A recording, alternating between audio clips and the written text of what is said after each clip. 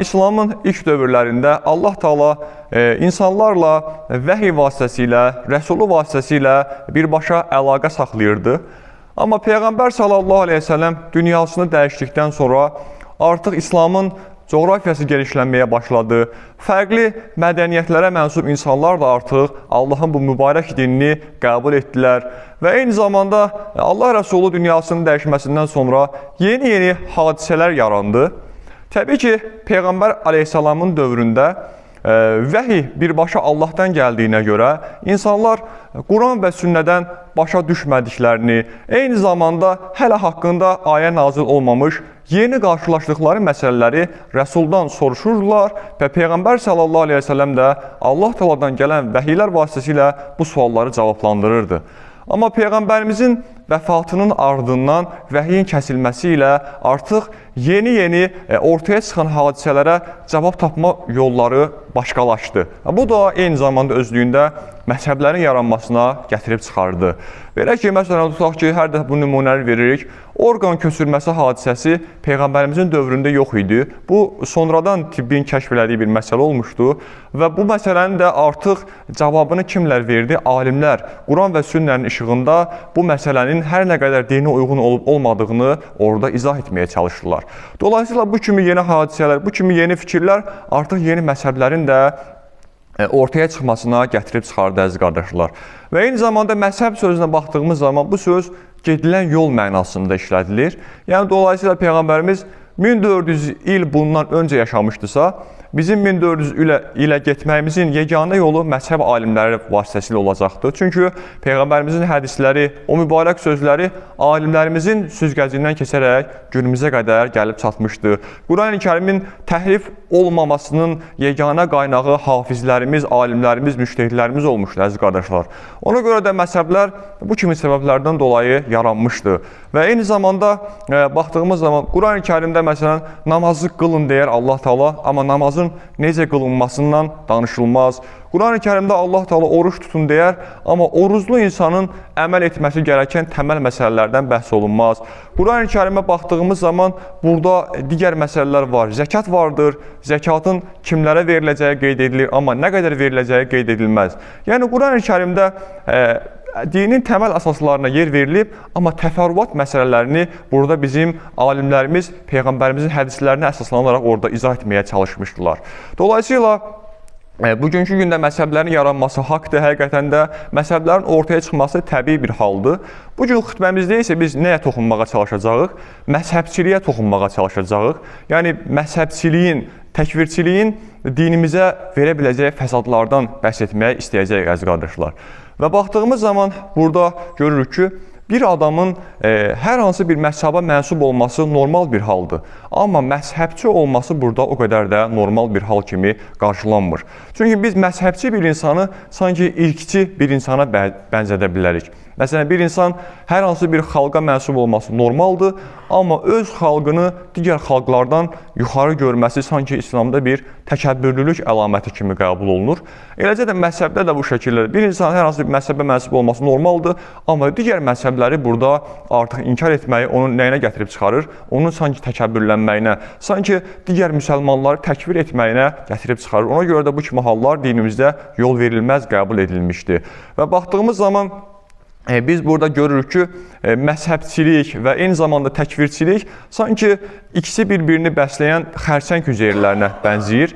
Necə ki, xərçəng hüceyrələrinin sayı artdıqda bu insanın ölümünə gətirib çıxarırsa, bu şəkildə dini cəhətdən doğru qəbul edilməyən əməllərin artması da artıq dinin yox olmasına gətirib çıxarır, dinin zəifləməsinə gətirib çıxarır eyni zamanda. Ona görə, məsələn, təsəvvür edin ki, bugün cəmiyyətimizdən bir misal verək.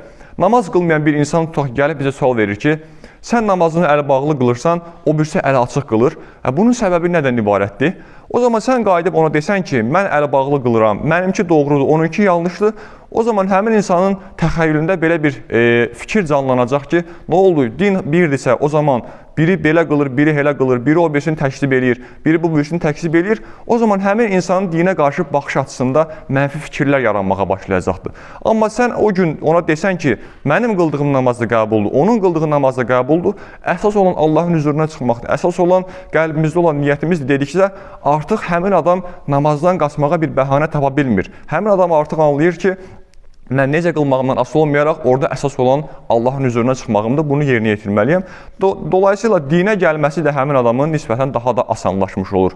Burada baxdığımız zaman dinin təməl qayələrindən biri nədir? Dinin təməl qayələrindən biri cəmiyyəti birləşdirməkdir. Yəni, dinin Allah tərəfindən insanlara nazil edilməsinin əsas səbəblərindən biri insanları bir araya gətirməkdir. Ümmət adı altında insanları bir yumruğun ətrafında toplamaqdır, əziz qardaşlar. Və məzhəbci bir insan nə edir? Məzhəbci bir insan onu inkar edir, bunu inkar edir. Artıq bu zaman birlik, bərabərliyi pozmuş olur əslində. Amma Peyğəmbərimizin zamanına baxdığımız zaman bunun belə olmadığını görürük. Peyğəmbərimiz orada münafiqlərin hamısını bir-bir Allah Təala ona bildirmişdi. Münafiq olan insanları, yəni münafiq özünü müsəlman kimi göstərsə də, əslində müsəlman sayılmır. Allah qatında qeyri-müsəlman kimi bir hökmdə olan insana deyilir. Peyğəmbərimiz onların hamısından çox gözəl xəbərdar idi, amma heç kimin gəlib üzünə qarşı deməmişdi ki, sən münafiqsən, sən müsəlman deyilsən. Çünki bilirdi ki, Peyğəmbərimiz bu sözü gedib söyləsə, artıq cəmiyyət içərisində qarşılıqlı yanacaqdır. Ona görə cəmiyyəti bir arada tutmaq üçün o insanları heç vaxt təkfir etməkdən qaçarmış Peyğəmbər sallallahu əleyhi və səlləm, bundan uzaq durarmış. Məsələn, tutaq ki, bir yerə getmiş, cənazə namazı qılmışıq, orada Hənəfi məzhəbinə görə Fatihə surəsini oxuya da bilərsən, oxumaya da bilərsən. Amma başqa bir məzhəbdə Fatihə surəsini oxumaq fərzdir, məsələn, cənazə namazında. Bir nəfər qayıdır, deyir ki, sən bu namazı oxumadın, bu namaz düzgün sayılmadı. O zaman həmin adama deyirsən ki, mənim məzhəbim bu şəkildə deyil, bizim məzhəbimizdə oxusan da olar, oxumasan da olar. O zaman adam qayıdır ki, deyir, mən sənə deyir, hədisdən dəlil gətirirəm, amma sən mənə məzhəbdən dəlil gətirirsən, deyir. Halbuki onun unutduğu bir məsələ var ki, hədislər də məzhəb alimlərinin gözündə dəyərləndirilir. Bir alimə görə səhih qəbul edilən hədis, başqa bir alimə görə zəif qəbul edilə bilər. Dolayısıyla sənin də əslində irəli sürdüyün bu dəlil bir alim tərəfindən təsdiqlənmiş bir dəlil olaraq qarşımıza çıxır. Dolayısıyla sənin dediyin alim bunu səhih qəbul edirsə, bizim dediyimiz alim onu müstəhəq qəbul edir. Yəni bu şəkildə bir dəlildən iki fərqli hökm çıxaran alimlər olur. Dolayısıyla bu kimi gedib bir insana demək ki, sənin etdiyin yanlışdır, mənim etdiyim, mənim irəli sürdüyüm fikir doğrudur. Bu sanki həmin insana qarşı həmin insanın qəlbində sənə qarşı mənfi bir münasibətin yaranmasını gətirib çıxarar. Ona görə də hər zaman hər birimizin haqq olan təbii ki, əhl-i-bidət məzhəblər xaric, haqq olan məzhəbləri nə etməsi lazımdır? Bir-birlərini burada təsdiq etməsi, bir-birlərini müxalif fikirlər səsləndirməməsi lazımdır. Məsələn, həqiqətən bu tarix boyunca da əhl-i-bidət məzhəbləri olubdur. Məsələn, elə məzhəblər olub ki, deyiblər ki, insanın heç bir iradəsi yoxdur, sırf qədər Allahdan asılıdır, Allah da necə deyibsə insanlar o şəkildə yaşayacaq. Yəni, insanın burada cüz'i iradəsindən söz belə gedə bilməz. Bu, əhl-i-bidət məzhəbinin görüşü. Təbii ki, bunu hər birimiz inkar etməyimiz lazımdır. Və yaxud da günümüzdə elə ilahiyyatçılar çıxıblar ki, bütün dini əsasları ləğv edirlər, sırf Quran-ı Kərimi öz zehinlərinə uyğun olaraq izah etməyə çalışırlar. Təbii ki, bunların da qarşısında durmağımız lazımdır ki, cəmiyyətimiz ənənəvi dini dəyərlərimizdən uzaq düşməsin.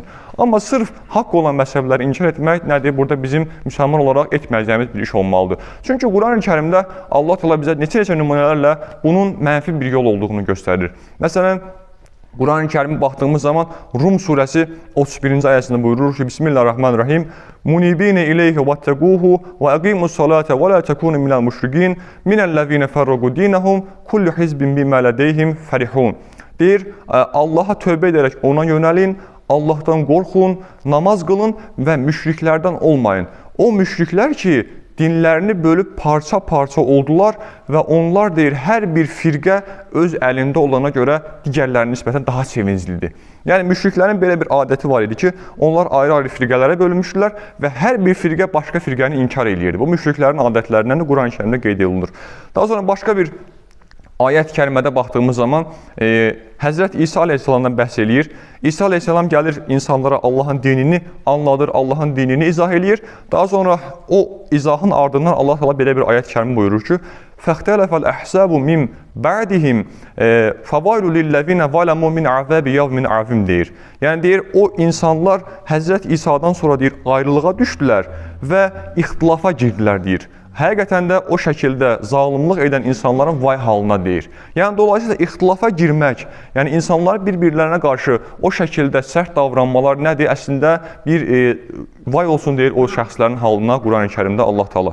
Ona görə bunlara baxmamız lazım. Bu gün bizim İslam məzhəblərimiz sanki İslam məktəbləri kimi başa düşülməlidir. Yəni bir məktəbdə oxuyan tələbənin başqa bir məktəb tələbəsinə sırf məktəbindən dolayı söz atması, onu qəbul etməməsi də nədir?